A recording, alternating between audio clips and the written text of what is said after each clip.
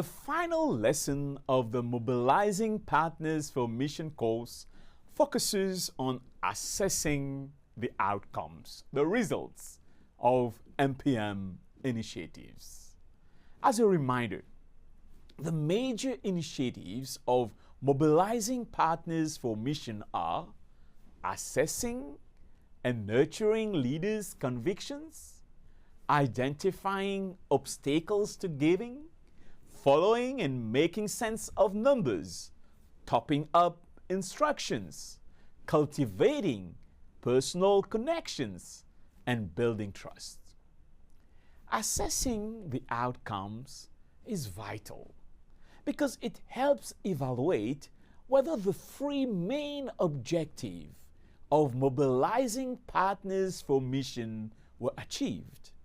Let's remind ourselves of these objectives. More members are prioritizing God in managing their financial resources. There is a larger donor base with more members systematically giving tithes and offerings, and members have raised their level of support for God's mission. What could be the possible outcomes of implementing Mobilizing Partners for Mission, and how to respond to these outcomes? One possible outcome could be a decrease in giving. While the goal of Mobilizing Partners for Mission is to increase faithfulness, a decrease in giving is still possible. In such cases, it's important to do at least three things. Review implementation. Revisit how MPM has been applied. Sometimes leaders prioritize certain initiatives while neglecting others, affecting overall results. Secondly, identify and control factors. External factors such as a currency depreciation or economic hardship may impact giving independently of your implementation of MPM. Thirdly, try to mitigate unfavorable conditions. In difficult socio-economic conditions, focus on resource management and emphasize systematic and sacrificial giving, key components of topping up instructions. Another outcome of MPM initiatives could be an imbalance and delayed responses. MPM initiatives may result in imbalances in the type and timing of contributions. Let's talk about imbalance in contributions. Tithes are often more consistent than offerings. It is important to emphasize the importance of offerings, as some members may not realize that faithfulness in financial stewardship extends beyond tithing. There is also the reality of delayed responses. Not all members will respond at once to MPM initiatives. As seen in the parable of the sower, individuals respond at different times due to varying personal circumstances. Compassion and patience are needed as spiritual growth takes time.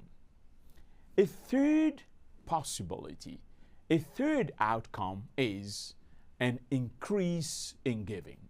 It is the most likely outcome of implementing Mobilizing Partners for Mission.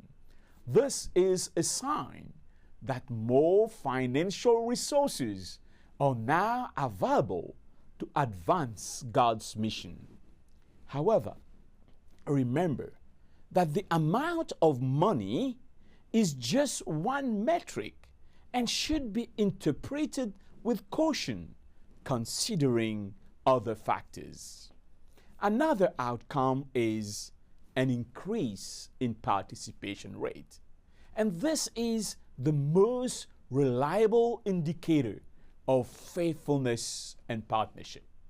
This metric shows how many members are now involved in giving. When assessing participation, it is important to consider the following: the nature of giving units. Are we measuring individuals, couples, or families? Secondly, the income and employment status of members.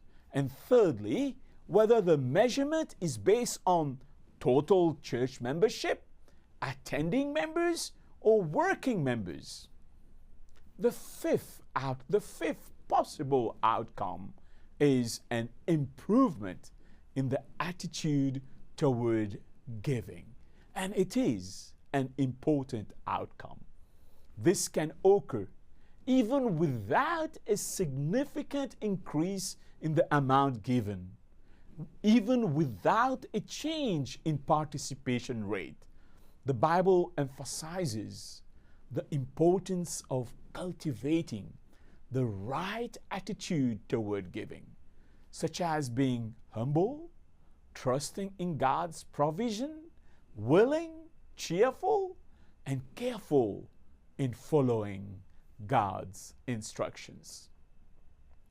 Assessing the outcomes of mobilizing partners for mission initiatives help determine the effectiveness of our efforts, whether it's an increase in giving, an increase in participation rate, or improvements in attitude.